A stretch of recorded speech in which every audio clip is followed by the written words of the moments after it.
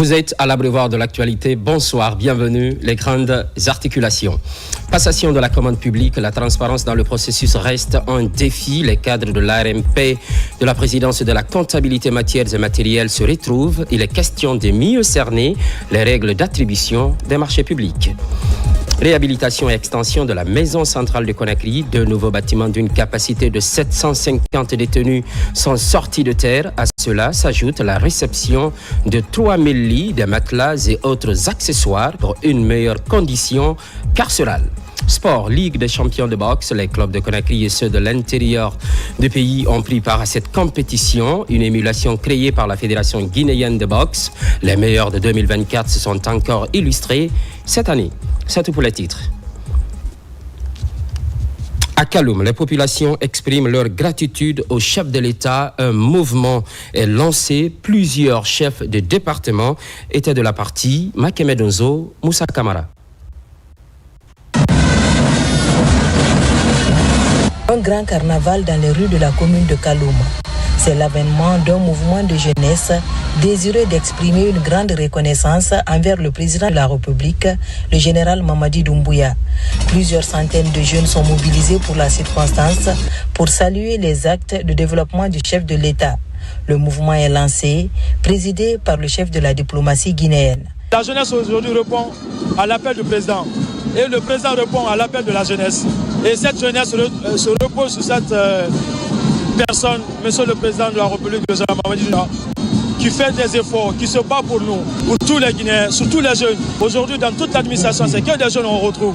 Et c'est une fierté pour moi aujourd'hui de l'accompagner à 200% et de dire oui à Kaloum pour soutenir le général Mamadi Doumbouya. Aujourd'hui, c'est un jour de naissance. Kaloum Kaye, Wadunga Omakori, président général Mamadi Doumbouya Agima Minde, Kaloum, président Walima Minde, Kaloum, président Akibangi Abakuro Minde, Kaloum, président Gasport Nabafe Arabama Minde, Awa Kaloum Nangbe, président Na Baskot Dongé, Moyenne Guinée, Haute Guinée, Guinée forestière, Ifa Mané, Ifa Odjefou, président Na Gassiga Waleybe, Konota Nangara.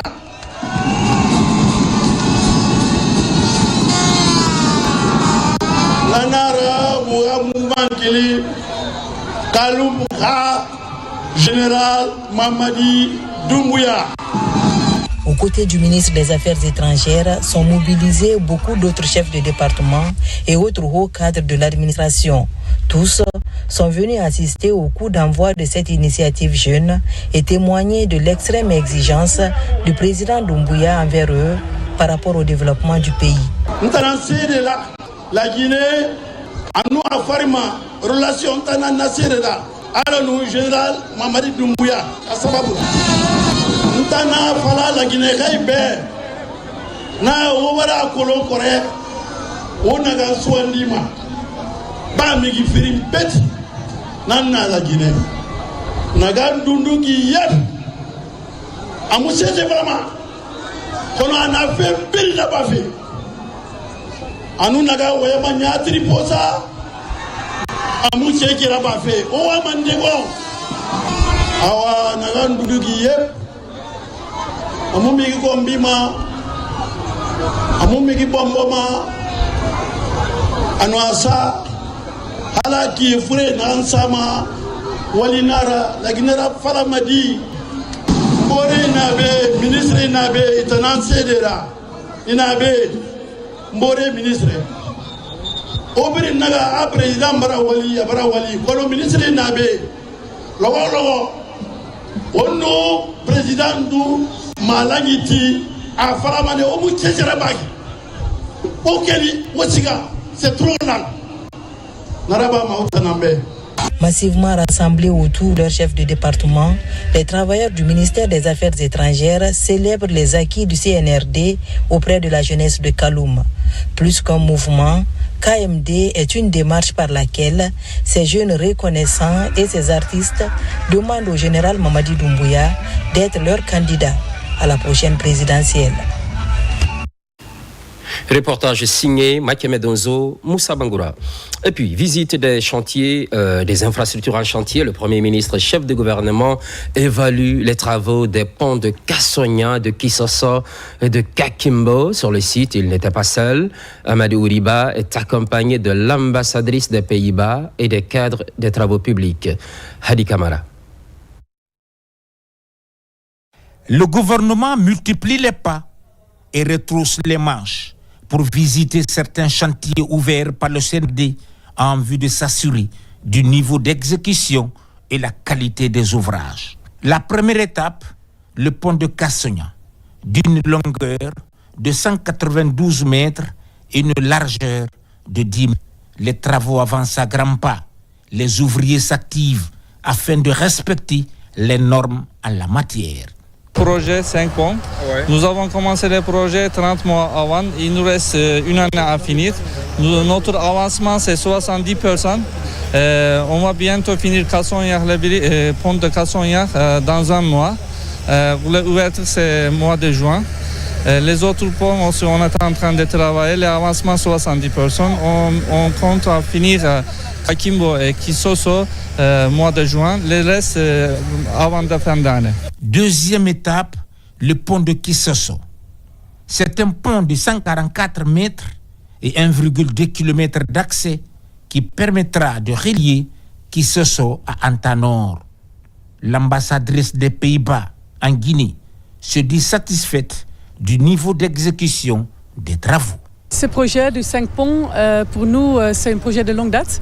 C'est un projet très important parce que ça lie en fait les grandes villes de Conakry, les différentes zones de la ville et ça facilite le transport, l'activité économique, les activités sociales et ça crée beaucoup des avantages pour toute la population. Et on touche avec un tel projet une grande partie de la population de Conakry. Donc, à peu près 1 million de personnes peuvent facilement maintenant traverser, si c'est fini, d'un quartier à un autre quartier. Donc, ça a traîné un peu au début, mais maintenant, je suis très fière de pouvoir visiter. On a mis la première pierre, notre consul honoraire, il a mis la première pierre il y a 1 an. Et maintenant, on voit les avances. Je suis très fière de faire ça avec le Premier ministre. Ça montre aussi son intérêt et son engagement pour ce projet. On a eu des conversations très intéressantes pour comment avancer et comment terminer ce grand projet à la fin de cette année. Nous sommes à la 3e et dernière étape de cette série de visites. C'est le pont de Kakimbo. Ici, les routes sont déjà réalisées. Et selon les responsables locaux, les personnes impactées sont indemnisées. L'ouvrage permettra de désenclaver et assurer la fluidité de la circulation. Il faut remercier la coopération du Pays-Bas avec notre pays parce qu'ils ont contribué au financement de 5 ponts dans le Grand Conakry pour désenclaver certains quartiers. Et le pont qu'on vient de voir ici, qui est un des ponts, j'allais dire, les plus innovants, qui fait 192 mètres avec 4 travées, c'est quelque chose de très important. De ce point de vue, vraiment, il faut saluer la qualité de cette coopération. Maintenant, à notre niveau, la ville de Conakry ne fait que grossir. Les ponts vont exister, ça va renforcer la mobilité entre les différents quartiers et ça va permettre une meilleure gestion de l'espace urbain. C'est à ce niveau-là que les autorités sectorielles et au plus haut niveau, nous devons travailler à ne pas reproduire, les dysfonctionnements que nous avons constatés par ailleurs. en termes d'occupation anarchique des terres, en termes d'urbanisation qui ne répondent pas à certaines normes. C'est à ce niveau-là que nous allons introduire dans la lettre de mission au ministère sectoriel de travailler de telle sorte que des normes spécifiques selon le schéma directeur déjà mis en place puissent être possibles. Donc vous avez Kassoya ici. Je pense à la longue souffrance de ceux qui étaient obligés, au risque de leur vie, de traverser le bras de mer. Et je sais que par le passé, il y a eu beaucoup d'accidents. Il y a eu des gens qui ont péri. Et grâce à Dieu, le pont permettra d'éviter cela. Et dans les autres quartiers aussi, nous avons la même configuration, que ce soit Kisoso, que ce soit Kakimbo, Demodula et Kiroti. Donc c'est un nouveau espace urbain qui est en train de se construire et avec de nouvelles routes d'accès. Et à ce niveau-là, j'avoue qu'il faut saluer les équipes des ministères sectoriels, notamment les travaux publics et l'habitat, par rapport à cette, disons, avancée qui ne fait que commencer. À travers ces différentes réalisations, le gouvernement et ses partenaires veulent inscrire allègrement la Guinée sur les rampes de l'émergence. Passation de la commande publique, la transparence dans le processus reste un défi. Les cadres de l'autorité de régulation, de la présidence et de la comptabilité matières et matériels se retrouvent. Il est question de mieux cerner les règles et procédures nationales d'attribution des marchés publics. Mamadi Terna-Kamisoko. L'année 2025 vient de commencer et certains services sont déjà dans l'exécution des dépenses. Conformément à sa mission visant à renforcer les compétences des acteurs impliqués dans la commande publique, l'autorité de régulation des marchés publics réunit à son siège des cadres de la présidence de la République et de la Direction nationale de la comptabilité matières et matériels. Pendant 5 jours, les règles et procédures nationales de passation des marchés publics leur seront expliquées. Ils font partie des acteurs de la commande publique. Ils sont pratiquement pour la plupart dans l'exécution financière de la dépense.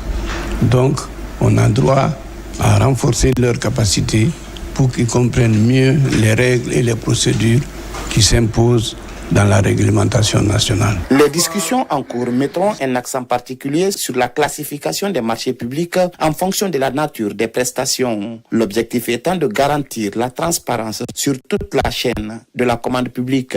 On a prévu donc 5 modules, savoir un premier module qui s'intitule les généralités sur les marchés publics, qui va nous permettre donc d'examiner ensemble donc les différentes notions qui sont utilisées donc dans les marchés publics, également les principes fondamentaux qui sont prévus donc par la réglementation. Et également sur ce module, nous devrions donc aborder les différents acteurs et leur rôle. En parlant de passation de marchés publics, la comptabilité matière est tout de suite vue parce qu'il y a la chaîne jusqu'au niveau de la livraison. Une fois qu'il y a la livraison, c'est la réception. Et on parle de réception, tout de suite, c'est la comptabilité matière qui rentre en action. Le respect de la loi fixant les règles de passation, de contrôle et de régulation des marchés publics et délégation des services publics facilite l'exécution budgétaire. C'est pourquoi l'ARMP ne cesse d'œuvrer à ce que l'ensemble des acteurs de la commande publique épousent les bonnes pratiques.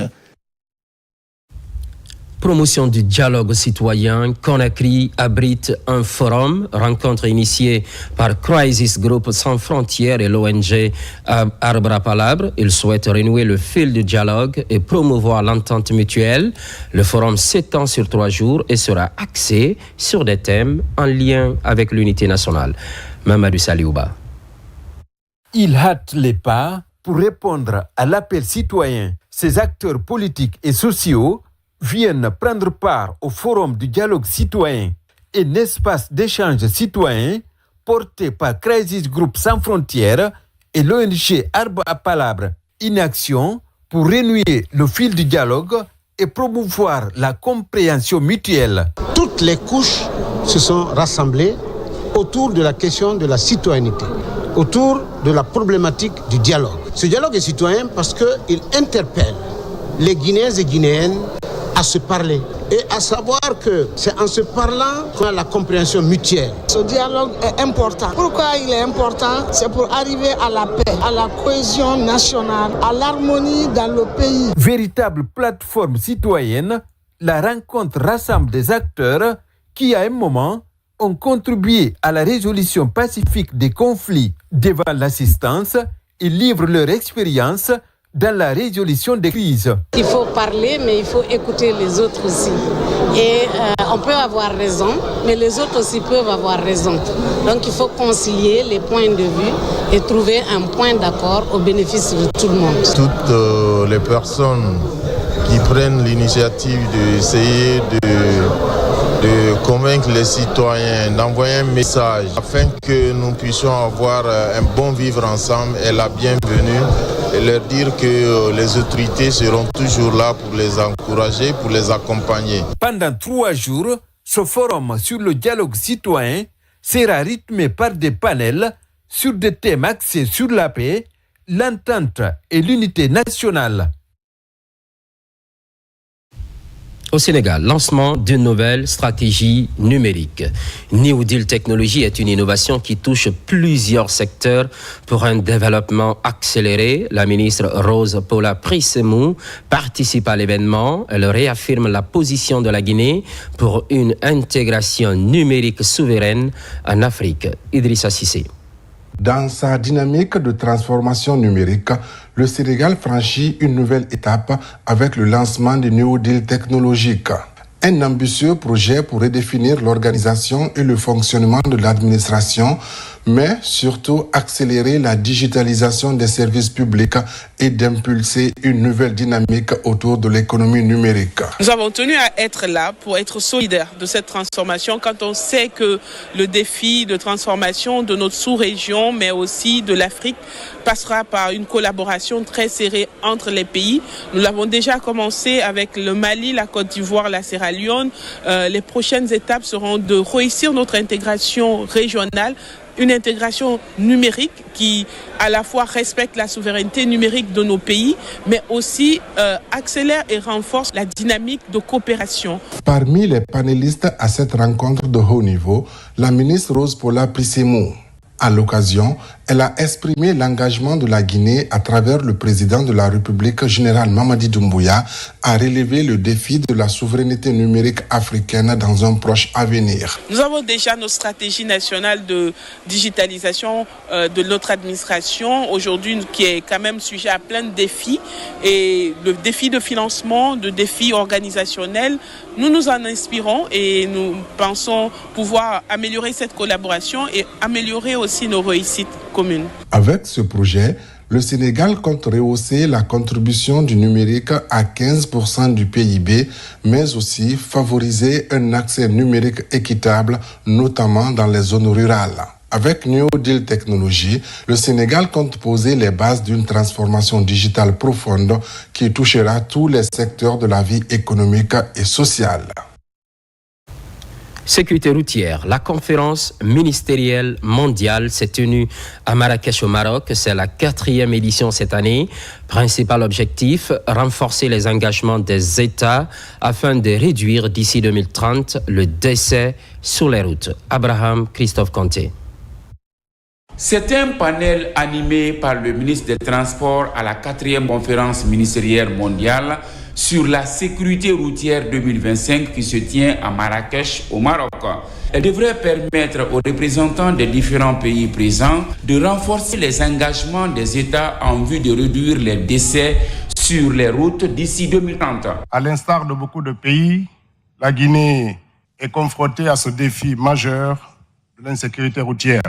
Rien qu'en 2024, 8000 vies ont été perdues sur nos routes. Un chiffre qui nous rappelle sans cesse de l'urgence et de la nécessité de faire face. Nous avons depuis entrepris des ambitieuses missions avec la mise en place notamment de l'Agence guinéenne de sécurité routière. Nous avons entrepris la modernisation de nos infrastructures et l'adoption des lois plus strictes pour lutter contre ce phénomène. Le rendez-vous de Marrakech a permis à Ousmane Gawal Diallo d'échanger avec les hauts responsables de la sécurité routière des Nations Unies, du Maroc et de Madagascar. dans le but de promouvoir une coopération dans le secteur des transports. Notre pays, la Guinée, nous réitérons notre adhésion à cette déclaration de Marrakech et nous engageons à faire encore mieux pour améliorer la sécurité routière et nous espérons très prochainement, avec l'appui notamment de M. Jean Todt, pour nous aider à mobiliser encore plus de fonds pour faire face à ce phénomène. Le Maroc, le pays hôte, est un partenaire stratégique pour la Guinée et j'espère très prochainement avec le ministre marocain renforcer cette coopération et ouvrir encore cette voie pour nous permettre d'aller encore plus loin. Au cours des débats, le ministre des Transports Ousmane Gawal Diallo a également évoqué l'ambitieux programme présidentiel Simandou 2040. Le nouveau bureau des Guinéens de l'État de Connecticut aux États-Unis est investi. L'existence de cette organisation est reconnue par la mission permanente de la Guinée auprès des Nations Unies. Plusieurs compatriotes de la diaspora étaient présents. Mohamed Kamara. La communauté guinéenne de Connecticut, à son tour, se met en ordre de bataille pour mieux s'organiser. Elle commence cette organisation durable par la mise en place d'un bureau. Entre autres objectifs, une meilleure organisation de la communauté pour son épanouissement. Nous sommes vraiment heureux puisque aujourd'hui, la communauté guinéenne, nous sommes soudés, nous sommes une famille. Alors tout ce que nous demandons aujourd'hui, au nom de mon bureau, au nom de la communauté guinéenne, que nous soyons soutenus. Nous sommes soutenus aujourd'hui, nous sommes en notre collaboration avec les deux ambassades. Le mandat, c'est 3 ans et on a été élus en 2024, nous sommes là jusqu'en 2027. Et nous avons des projets pour accomplir pendant ces 3 années. Un des projets phares que nous avions aujourd'hui, c'est comment trouver une maison communautaire pour la communauté ici à Connecticut. Cette organisation des ressortissants guinéens de l'État de Connecticut est reconnue par la mission permanente de la Guinée auprès des Nations Unies, une instance qui compte accompagner les Guinéens des États-Unis d'Amérique.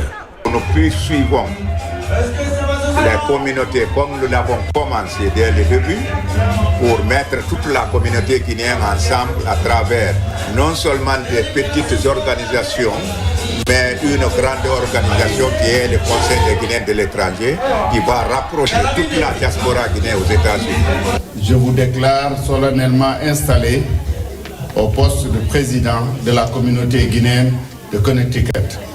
Donc je voulais profiter de l'occasion pour féliciter Monsieur le Président et tous les membres de votre bureau. Je les invite à vous soutenir. J'invite toute la communauté guinéenne de Connecticut à vous soutenir pour la réussite de votre fonction. Le renforcement de l'unité, la cohésion et la défense des intérêts des membres sont aussi des trajectoires ambitionnées par les responsables de la communauté des Guinéens de Connecticut.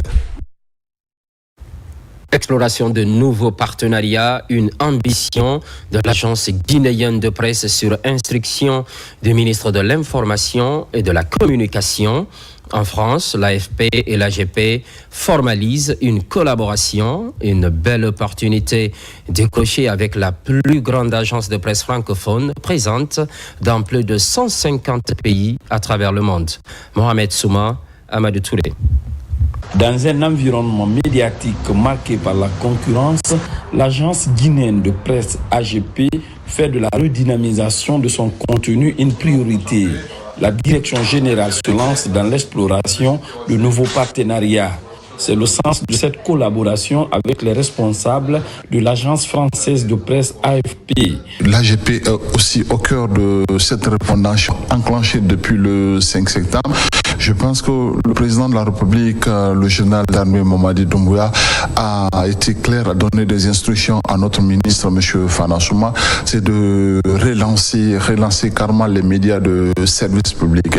Et c'est dans cette dynamique aujourd'hui que l'AGP fait cette offensive vers des partenaires. L'AGP est dans sa mutation, propose beaucoup de produits, des produits diversifiés à ses clients. On a le magazine virtuel, on a des émissions que nous proposons, on a notre site qui est relooké et on a une cellule de fact-checking avec un partenariat solide. Je pense que l'AGP compte reprendre sa place d'antan. L'agence française de presse AFP, présente dans 150 pays avec plus de 2600 collaborateurs, se présente aujourd'hui comme l'une des plus grandes agences d'information globale dans le monde. C'est pour bénéficier de cette potentialité que les responsables de l'AGP tiennent à ce partenariat. C'est d'explorer les pistes potentielles de partenariat entre les deux agences à nouveau, sachant que on a écouté avec intérêt le fait que la GP est en train de se transformer, et d'ailleurs elle suit une évolution que suivent toutes les agences, qui avant à une époque traditionnellement étaient des agences filaires qui proposaient uniquement des dépêches, du texte, d'informations vérifiées, et qui aujourd'hui sont beaucoup plus ouvertes sur l'image, la photo et la vidéo. En plus de l'agence française de presse AFP, l'AGP entretient de solides rapports avec l'agence marocaine de presse et plus largement avec toutes les agences africaines membres de la FAPA, Fédération Atlantique des agences de presse africaines. Retour au Bercail et on fonce à Sidirim, 26e revue annuelle des radios rurales. Les travaux sont achevés, journalistes et techniciens ont échangé sur la réforme. Pendant ce temps, les 10 derniers mois ont été prolifiques pour ces stations de proximité en termes d'investissement, une dynamique appuyée par le département de tutelle. Kierno Ousmane Diallo, carnet de route. Avec la participation de représentants venus de toutes les stations des radios rurales du pays, la 26e revue annuelle de la radio rurale de Guinée a été l'occasion de partager les bonnes pratiques et définir ensemble de nouvelles approches pour améliorer le contenu des programmes de ces médias de proximité. Cette revue intervient dans un contexte où plus que jamais, les radios rurales bénéficient d'une attention soutenue de la part du gouvernement afin de lutter contre la désinformation en milieu rural, tout en faisant remonter les préoccupations du monde paysan. C'est le développement à la base qui est prôné par le premier chef du gouvernement. Il a aussi magnifié les efforts consentis par le chef de département de l'information et de la communication dans le développement des radios rurales. Vous avez compris quand Fana Souma prenait service, il n'y avait que 20 stations de radio rurale qui fonctionnaient moyennement, mais aujourd'hui nous sommes à 38 stations de radio rurale disséminées à travers le pays. Ce qui est nouveau dans ça, le gouvernement guinéen a créé en une semaine 2 stations de radio rurale. Il s'agit des stations de Sabadou, Baranama et des stations de Lola. C'est une première. Sinon, en Guinée, c'est les partenaires qui appuient l'État pour installer les radios rurales. Placé sous le thème « Les radios rurales au centre des activités socio-économiques des filles et femmes », la 26e revue annuelle de la radio rurale est aussi un moment de formation. Journalistes et techniciens présents sont appelés à travailler toujours avec professionnalisme et à demeurer proches des communautés. Nos messages doivent être précis, clairs, concis. Et nous ne devons pas jouer avec les rumeurs à travers le pays. Tout ce que nous devons faire, ça doit être vraiment sur des bases professionnelles. Parmi les recommandations, les radios rurales sont invitées à renforcer leur implication dans la promotion de la culture guinéenne et du vivre ensemble. Les mois à venir, de nouvelles radios rurales vont voir le jour, notamment dans les zones frontalières. Par ailleurs, l'ambassadeur de France en visite à l'université générale Lansana Conté de Symphonia, le diplomate français s'est rendu au pôle vie de l'institution. De nouvelles pistes de collaboration ne sont pas exclues. Elles prennent en compte la créativité des étudiants et l'incitation vers l'entrepreneuriat. Bakary Bambakonde. La Guinée et la France renforcent leurs relations et d'échanges scientifiques. Dans ce cadre, le nouvel ambassadeur de France en Guinée et en Sierra Leone a effectué une visite officielle ce matin au pôle vie de l'université générale Lansana Conté de Symphonia. La rencontre vise à explorer de nouveaux axes de collaboration entre l'ambassade et l'institution académique dans le but de favoriser des projets éducatifs et culturel. On est toujours en quête d'innovation parce que la jeunesse, elle a besoin d'emploi. Et donc c'est pour ça que nous sommes ici au Pôle Vie, parce que c'est une magnifique innovation des autorités guinéennes que de permettre d'avoir des lieux d'incubation pour l'entrepreneuriat étudiant. Et nous, on est très à l'écoute de ça parce qu'en France, toutes nos universités ont des pôles d'entrepreneuriat pour les étudiants. La rencontre a commencé par la présentation de l'université, mais surtout du Pôle Vie qui joue un rôle central dans la dynamique entrepreneuriale des étudiants. Nous attendons beaucoup de cette collaboration et nous espérons que ça fera de telle sorte que la Guinée, particulièrement l'institution Symphonia, puisse aller de l'avant dans cette vision. C'est la continuité et le développement. Et celui qui vient d'arriver est aussi une très grande opportunité parce qu'il vient de nous dérouler son ambition, son engagement à nous accompagner. Et c'est la bonne porte qui s'ouvre à l'Université Jean-Lassana Conté de façon particulière, mais à l'ensemble des universités guinéennes. Cette visite de l'ambassadeur français à l'université de Symphonia ouvre la voie à de nouvelles possibilités de collaboration et encourage les échanges éducatifs et culturels entre l'ambassade et cette institution d'enseignement supérieur. Pendant ce temps, fini la dictée PGL à Conakry. Près de 60 écoles ont été évaluées, 200 sorties victorieuses. Elles représenteront la Guinée à Montréal au Canada pour le concours international. Le projet est piloté par l'Association des écoles privées. Abdoulaziz Baldé. La promotion de l'excellence figure sur la feuille de route du ministère de l'enseignement préuniversitaire. L'Association guinéenne des écoles privées adhère à cette initiative. Après un mois de compétition en dictée PGL qui a mis aux prises plus de 142 000 élèves au primaire, 59 écoles sont à Conakry pour la finale. C'est le ministre des tutelles Jean-Paul Sedi qui a lancé l'épreuve de dictée afin de décrocher 2 tickets pour le Canada. La dictée PGL permet donc d'amener les écoles, à travers la copie de son élève, de se remettre en cause sur le niveau d'apprentissage de ses apprenants. Elle présente une source de motivation et de fierté pour la famille. Elle développe aussi la confiance en soi et valorise la maîtrise de la langue française dans les 2 sens, parlé et écrit. Cette dictée, Paul Gérin Lajoie, a été imaginée très loin de la Guinée. Forcément, les valeurs que cette dictée va promouvoir sont des valeurs d'ouverture, sont des valeurs d'attention à l'autre. C'est pourquoi je voudrais très sincèrement vous féliciter, vous les organisateurs de cette dictée. Je voudrais aussi féliciter les parents et les écoles privées et publiques qui participent à cette dictée. Le rêve que nous avons, c'est que l'école guinéenne soit une. Après 1 heure et demie d'évaluation en dictée et une correction rigoureusement soignée, Mohamed Traoré et Fatoumata Bari sont les 2 vainqueurs, avec seulement 5 fautes constatées, au grand bonheur d'un public amoureux du mérite. Je ressens beaucoup de joie. Je voudrais dire à ceux qui n'ont pas gagné qu'il y aura peut-être une autre chance de ne pas se décourager. Vraiment un immense plaisir d'être la 2e qui représentera ce concours au Canada. C'est vraiment un honneur pour la famille et surtout pour l'école. Je remercie tout le monde pour m'avoir soutenu. La Fondation Paul Gérin Lajoie a été créée depuis 1991 au Québec. Un projet éducateur qui vise à promouvoir l'éducation et l'ouverture.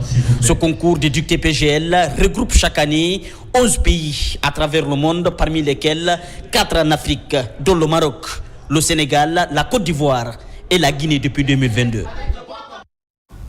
Un peu plus loin, dans la préfecture de Lola et Beila, l'implantation de 2 usines est en gestation. Elles sont spécialisées dans la transformation du manioc en amidon, ayant chacune une capacité de 15 000 tonnes par an.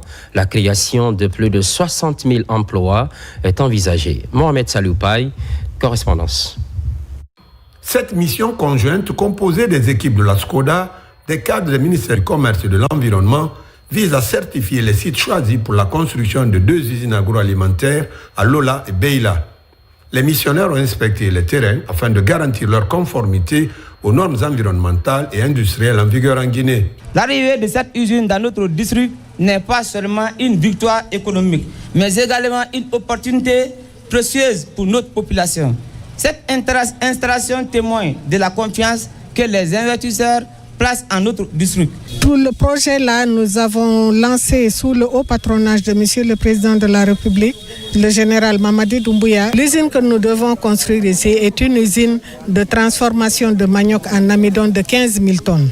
Et à côté, il y aura une autre usine de transformation de maïs en farine et de soja.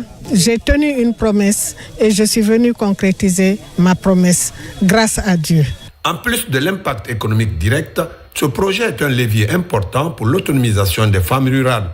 Il permettra à la couche féminine de renforcer son pouvoir d'achat et d'intégrer la chaîne de valeur agroalimentaire du pays, mais aussi à la structuration d'une économie plus résiliente et diversifiée.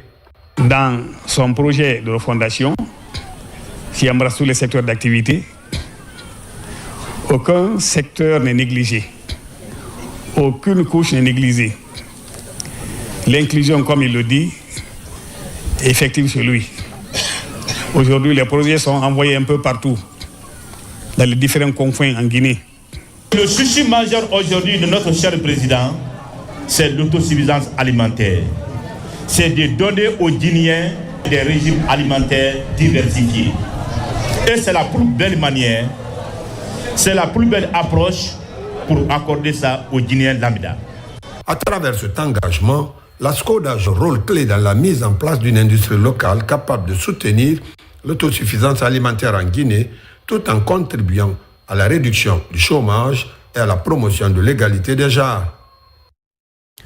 Ce qui, entre autres, concentre l'actualité, réhabilitation et extension de la maison centrale de Conakry. 2 nouveaux bâtiments d'une capacité de 750 détenus sont sortis de terre. À cela s'ajoute la réception de 3000 lits, des matelas et autres accessoires pour une meilleure condition carcérale. Kerno Younoussaba pour plus de précisions. Ces 2 nouveaux bâtiments sont officiellement remis aux autorités judiciaires. Leur réhabilitation entre dans le cadre de l'amélioration des conditions carcérales. L'extension donc de la maison centrale de Conakry a permis de créer plus de 700 places supplémentaires avec des cellules bien équipées, offrant ainsi un meilleur cadre de vie aux personnes en situation de détention. Cet investissement vient donc répondre au respect des droits des détenus. Il s'agit de 2 bâtiments d'une capacité de 750 pensionnaires peints avec toutes les commodités, des larges cellules aérées, ventilées puisqu'il y a des plafonniers qui tournent, les toilettes internes bien équipées avec les dernières modernités. Et c'est au terme de cette visite, suivant la vision du président de la République, le général Mamadi Doumbouya, la justice est la boussole. C'est pourquoi la justice conférera à chaque détenu ses droits. L'amélioration des conditions de détention reste une priorité. La volonté se concrétise par la réception de 9 conteneurs comptabilisant 3000 lits de matelas et draps. Nous avons reçu 3000 lits, 3000 matelas, des milliers de draps pour le confort des détenus. Nos détenus doivent dormir sur des lits. Nos détenus doivent dormir sur des matelas modernes. Nos détenus doivent prendre leur douche à volonté. Voici les droits. La prison n'est pas un mouroir. La prison est réservée à ceux de nos concitoyens qui sont en conflit momentané avec la loi. Par cette initiative, le gouvernement réaffirme son engagement à mieux promouvoir le respect des droits des personnes en conflit avec la loi. 9e édition du prix Gabriel Sultan, occasion de rendre hommage aux médecins, pharmaciens, biologistes et sages-femmes. C'est le mérite de 2024 qui est salué et reconnu, un partenariat entre l'ONG La Tabala et les jeunes médecins de Guinée. Salimatou Kanté. Cette cérémonie est une occasion pour les organisateurs de rendre hommage aux médecins guinéens qui se sont distingués dans les différentes structures sanitaires du pays. Cette année, 25 lauréats ont été récompensés par le prix Gabriel Sultan. La Tabala, dans son plan d'action opérationnel de chaque année, organise ce qu'on appelle la cérémonie de distinction des médecins, pharmaciens, infirmiers, sages-femmes. Parmi les critères Le premier critère majeur, c'est le critère scientifique. Le deuxième critère de choix, c'est le critère pédagogique. Et l'un des critères majeurs aussi, c'est le critère de non-antécédent de poursuites judiciaires. Selon le représentant de l'OMS, ce prix contribue à motiver les professionnels de la santé qui, chaque jour, luttent sans relâche pour sauver des vies. Le feu Dr Gabriel Sultan, dont le nom porte les prix qui seront décernés aujourd'hui, est l'une de ces modèles inspirant plusieurs générations de professionnels de santé guinéens. L'OMS apprécie l'initiative de la Tabala pour l'innovation apportée cette année.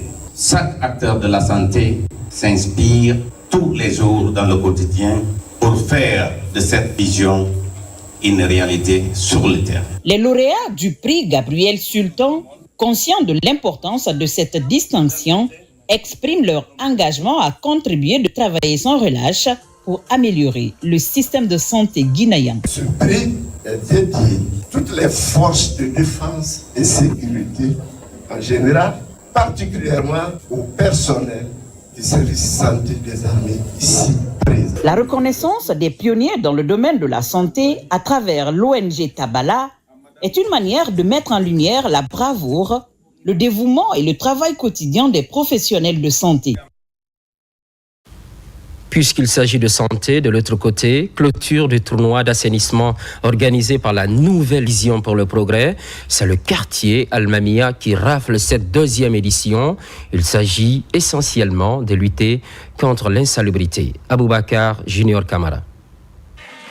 Pour épauler les spécialistes dans la lutte contre l'insalubrité à Conakry, les organisations de la société civile s'associent à la lutte. La Nouvelle Vision pour le Progrès organise la finale de la deuxième édition du tournoi d'assainissement à Kaloum. 11 quartiers étaient en lice et Al-Mamia rafle le prix du quartier le plus propre de Kaloum. Chacun peut participer à son niveau, à son échelle, pour l'édification de notre pays. Et personne ne viendra sauver ce pays à notre place. C'est à nous de l'aimer d'abord. Et chaque Guinéen, à son niveau, peut faire quelque chose. Nous, à l'ONG Nouvelle Vision, entourés au nom de tous les membres, ce tournoi, c'est tout Kaloum qui gagne aujourd'hui. Il n'y a pas qu'un vainqueur ou deux, c'est des populations en bonne santé pour le bien-être de tous les Guinéens. Créer un engouement autour de l'assainissement à travers la sensibilisation, comme sous le décret du PRG sur l'interdiction des emballages et objets plastiques à usage unique, en mettant un accent particulier sur les dangers liés aux déchets plastiques. Nous nous rendons compte qu'il y a aussi des ONG qui s'activent dans le nettoyage de Conakry, qui s'activent dans la propriété de Conakry, qui s'activent dans la lutte contre l'insalubrité à Conakry. Et donc c'est une satisfaction pour nous. Et nous profitons de cette occasion pour remercier l'ONG, tous ses partenaires qui s'y activent pour que ces pareilles activités aient vraiment des résultats dans la ville de Conakry. Cette émulation d'hygiène entre les quartiers récompense le plus propre à 30 millions de francs guinéens, le deuxième à 15 millions de francs guinéens et tous les autres quartiers ont eu 5 millions chacun. Une manière d'impliquer la jeunesse dans le processus de développement et de citoyenneté. Sur tout autre plan, Farana manifeste sa reconnaissance au chef de l'État. Sur place, une marche de soutien mobilise l'ensemble des couches sociales. La démarche est encouragée par l'Union des cadres de la région. Ibrahima Oulin Fofana, Quintessence. Cette marche de soutien aux idéaux du général président est initiée par l'Union des cadres pour la paix de Farana. Le mouvement est collectif et toutes les grandes artères vivent au rythme d'une ambiance festive. L'objectif est clair, soutenir le général président pour les actions de développement enclenchées dans le pays depuis le 5 septembre 2021 et surtout pour initiatives de prospérité partagée comme le programme Simandou 2040. Monsieur le Président, cet immense rassemblement est l'expression de la reconnaissance de notre bravoure, votre engagement, vos mérites et votre détermination pour l'émergence de notre bel pays, la Guinée. Vous êtes un bâtisseur. On ne change pas une équipe qui gagne. Nous exprimons notre soutien total et sans réserve à la candidature du général Mamadi Doumbouya pour les prochaines élections législatives. Nous sommes convaincus que son leadership est la clé pour assurer la Guinée. Le soutien au général président Mamadi Doumbouya et à son gouvernement est pour nous une priorité. C'est une initiative très soutenue par des groupements féminins et surtout des femmes leaders convaincues des avancées significatives enregistrées en leur faveur.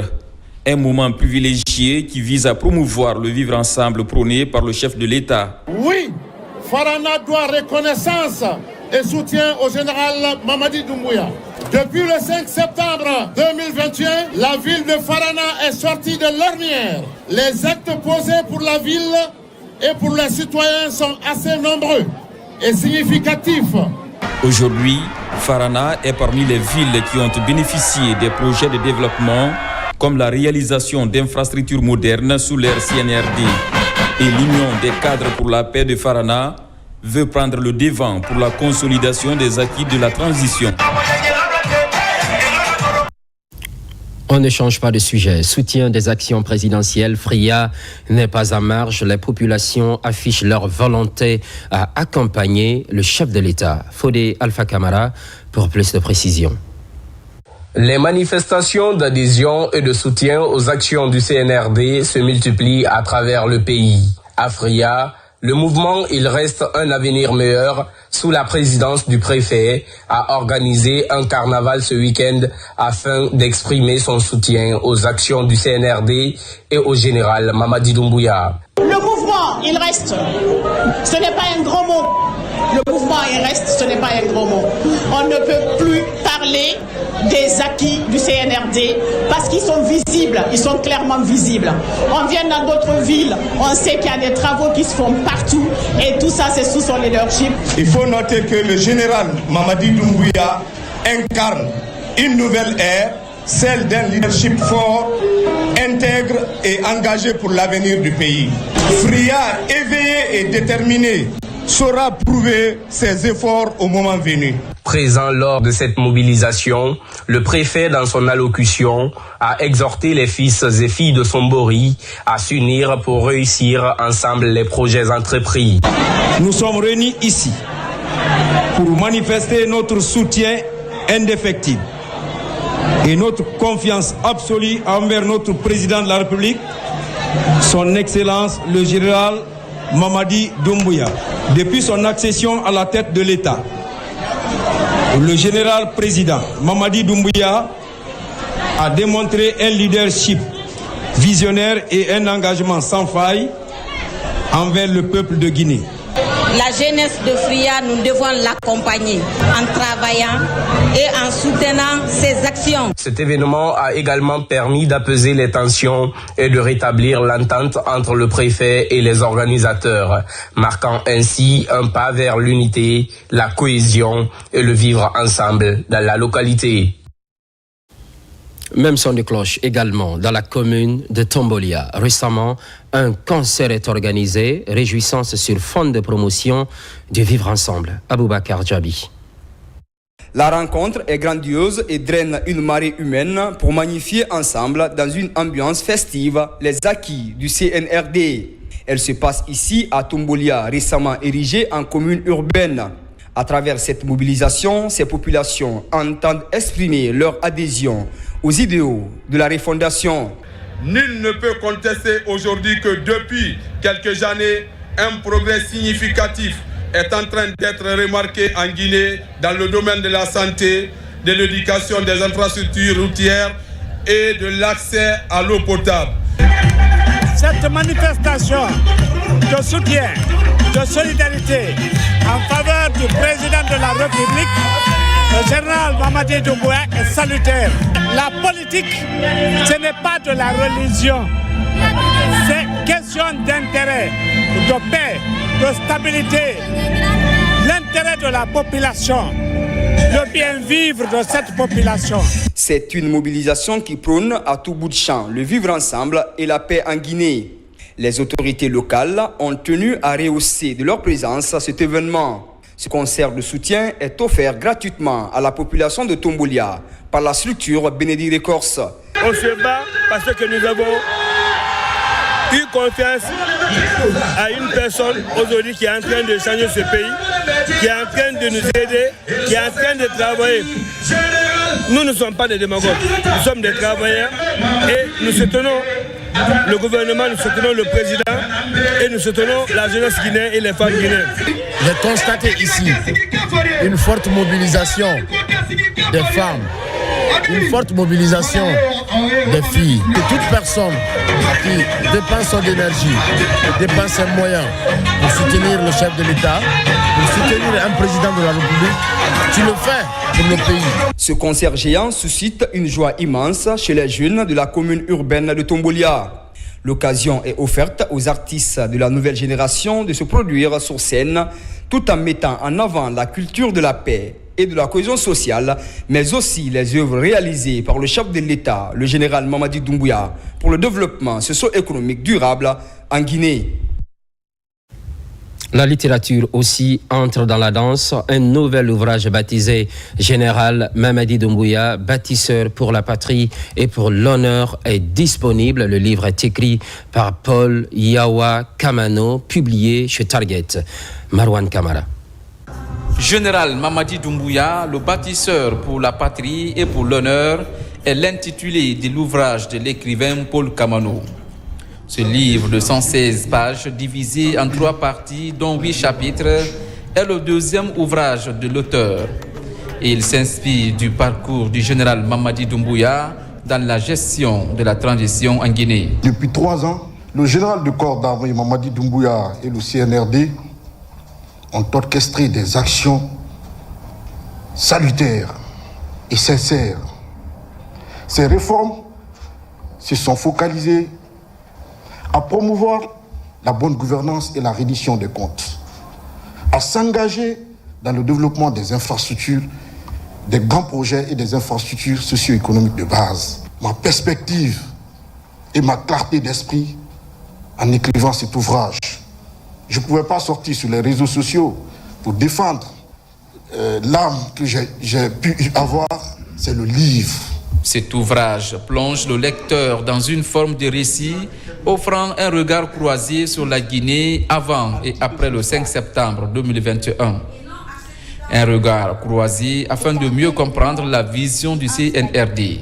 Une vision qui est basée essentiellement sur la refondation de l'État. Le général Mamadi Doumbouya est un fils de la Guinée qui mérite d'être célébré. Il initie aujourd'hui des projets qui nous font rêver. Le projet Simando en cours, depuis l'indépendance de notre pays. C'était un rêve pour la Guinée. Ce rêve deviendra réalité au plus tard en décembre 2025. Le ressentiment que l'auteur a pour le bâtisseur, c'est ce qu'il a pu nous exprimer. Et nous sommes les témoins oculaires de ce qui se passe. Est-ce qu'il est en harmonie avec la réalité ? Je dirais oui, avec la réalité que nous vivons. Paul Yawa est un jeune écrivain guinéen très impliqué dans l'entrepreneuriat et la promotion de la responsabilité sociétale des entreprises. Sport, Ligue des champions de boxe, les clubs de Conakry et ceux de l'intérieur du pays ont pris part à cette compétition, une émulation créée par la Fédération guinéenne de boxe. Tenez bien, les meilleurs de 2024 se sont encore illustrés cette année. Djibril Kamara. Cette première édition de la Ligue des champions de boxe a regroupé 20 meilleurs boxeurs de l'année 2024 pour 12 combats acharnés. La compétition prend en compte plusieurs catégories. Les représentants de l'intérieur du pays sont déterminés à vaincre sur le ring. Je suis content. C'est la joie pleine de tête et le cœur. Je remercie mon maître aussi, Michel Condé. C'est grâce à lui que je suis là. En plus, je remercie la fédération guinéenne. Parce que c'est grâce à eux que les boxeurs, les talents cassés aujourd'hui sont développés partout. C'est avec un grand plaisir que je prends la parole ici à l'occasion du lancement de la Ligue des champions de boxe en Guinée pour signifier la satisfaction de la Fédération guinéenne de boxe et à la jeunesse guinéenne, l'esprit de combat, l'esprit de développement et l'esprit de concurrence pour hisser haut et loin le sport de la Guinée. Ils sont des centaines de spectateurs venus de la commune de Matam pour supporter leurs boxeurs favoris à travers des démonstrations de force. Cette compétition, réunissant des clubs de plusieurs régions, permet d'identifier les talents de demain pour porter haut les couleurs de la Guinée. J'invite les autres fédérations à suivre cet exemple en développant le sport à l'échelle locale. Cette manifestation sportive fait partie de la vision du ministère que nous appelons l'occupation saine de la jeunesse. Pour l'année 2025-2030, le ministre de la NES que je représente ici, son Excellence Keyamo Bogola Haba, a mis tout en œuvre pour que le sport soit pratique à base. Pour lui, cette année, il faudrait que 60% des activités sportives se fassent à la base et 40% à l'extérieur. L'organisation de cette première édition de la Ligue des champions de boxe consiste à sélectionner les meilleurs boxeurs guinéens pour les compétitions